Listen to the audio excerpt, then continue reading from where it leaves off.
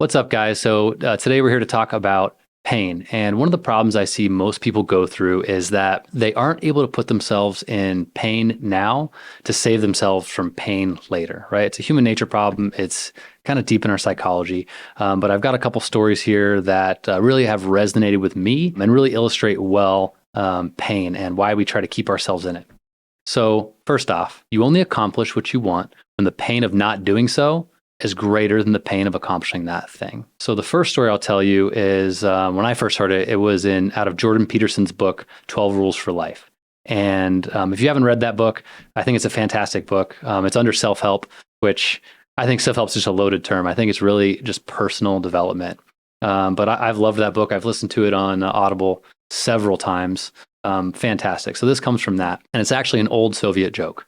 So one day, there's an American that is getting a tour of hell from the devil himself. And as he's getting a tour of hell, the devil takes him over to this boiling hot cauldron. You know, think of a big cauldron filled with hot liquid, and it's got, a fire underneath. And he says, "This is where we keep evil Frenchmen." And so as the American peers in, he sees that these evil Frenchmen are trying to, clamber out of this hot pot. They're in hell. This is not feeling good. So they're trying to get out of this pot. But each time one of them does, there's little demons around the edge of the cauldron, and they're just pitchforking them right back in. So he leaves that one, and Satan takes him to the next cauldron. It's a little bigger, a little hotter. And he says, "This is where we keep the evil Englishman." And just the same thing. He sees the same thing there. He sees the Englishman trying to get out of this hot boiling pitch. And on the edge of it are these lesser demons, and they're taking their pitchforks and pushing them back into the pot.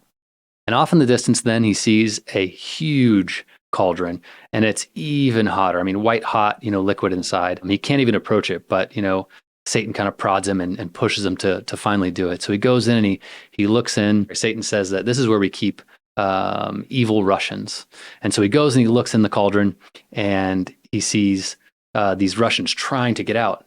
But to his surprise, there's no lesser demons on the outside of that cauldron pushing him back in. Every time one tries to get out, another Russian pulls him back down into the cauldron. And so I like to think of this story, I like to think of that last cauldron as referencing my own brain or my own mind, or in this way, what I've seen through other people, right? Through my clients, through people I coach, through people who have gone through the challenge. That cauldron is a good illustration of what goes on in our mind, of our brain, pulling us back into that hell, pulling us back into that pain. And we'll talk a little bit more about that later. So the next story that I think really resonates well comes from Thomas Costain's History, The Three Edwards. Now, you may have heard this story before. It is the life of a 14th century duke in Belgium. And his name is Reginald, or, actually it was Reynaud or Reynaud. For these purposes, we'll just call him Reginald III, and how he came to power in his life. And so this one even more resonates to exactly what we're talking about when it comes to nutrition. Reginald III, he came to power shortly after his father died. So his father died, and then his mother died a year later. In quick succession, and he came to power as the Duke of, I think it's Newquirk or something like that. I can't quite pronounce the name very well. So he comes to power, and he's the Duke. That's his title. And a couple years later, his younger brother, Edward, decides that he wants to usurp his brother's reign, and he wants to take on the title. He lays his claim to this title of Duke of this area in Belgium. So for about 10 years after that, they go to battle. They go to war. Reginald is defeated in a certain battle, and about 10 or 11 years later, and Edward takes over. He becomes the Duke. At the time, it seemingly an act of mercy, Edward decides that he's not going to kill his brother, right? Even after all this fighting, all these problems, he's not going to kill him, which seemed at the time like an act of mercy. But in the end, I think you may think differently. So he decides that he's going to make a separate room in the castle of Newquirk for his brother. It's to be his prison. But this isn't like a normal prison. There's no bars in the windows. There's no gate. There's no lock and key. He's not chained up. In fact, there's nice windows, and it's a room. There's nice windows. There's a door that is maybe slightly less than normal size, because there's something I didn't tell you about Reginald. Reginald was really overweight. He was very fat. In fact, most of the people of the area called him by Crassus, which is Latin for fat. And so Edward knew his brother really well. He knew that he could put him in pain in a much greater way than just killing him or something like that. So he builds this room that is his prison, and he says, "You're free to leave whenever you want." He builds it around. You're free to leave whenever you want. You can even come back and have your title. I'll give you the title of Duke back. and everything you had before, even after all this. But since he knew his brother so well, what he did is he sent him delicious food and delicious treats every single day.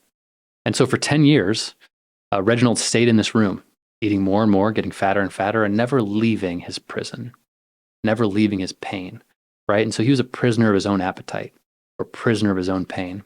Well, finally, after 10 years, Edward dies, and Reginald is let out, and he becomes the Duke of Newquirk again, only to live only one more year. Now, I doubt after that year his habits changed or his pain changed, and his health obviously didn't, but he didn't live very long. He didn't have a very happy, healthy life, and he died shortly thereafter. We use another story like this in the challenge called Lion, Steak, and Canvas, and I think it illustrates really well the pain piece, but also really how to train your mindset and accomplish your goals, accomplish your why, and how to keep going on those things.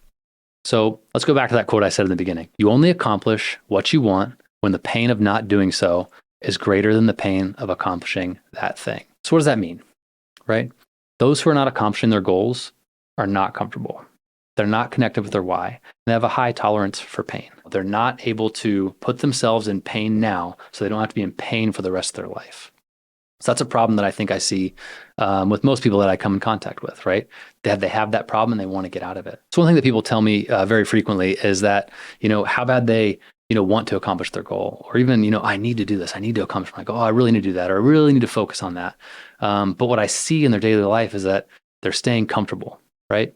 And they stay comfortable by giving themselves those quick dopamine hits. And the brain likes that. The brain likes to be comfortable. It likes to get those dopamine hits. And, when we're focusing on nutrition, we put that in the perspective of nutrition. What I see is that, someone wants to lose weight. They say, I want to lose 20 pounds. I want to get in better shape.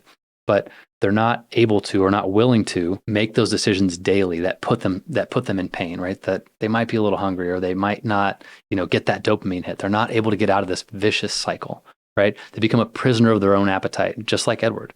They become a prisoner of their own mind. It becomes their drug. What I find is their tolerance is too high to accomplish what they're really made for, accomplish what they really deserve.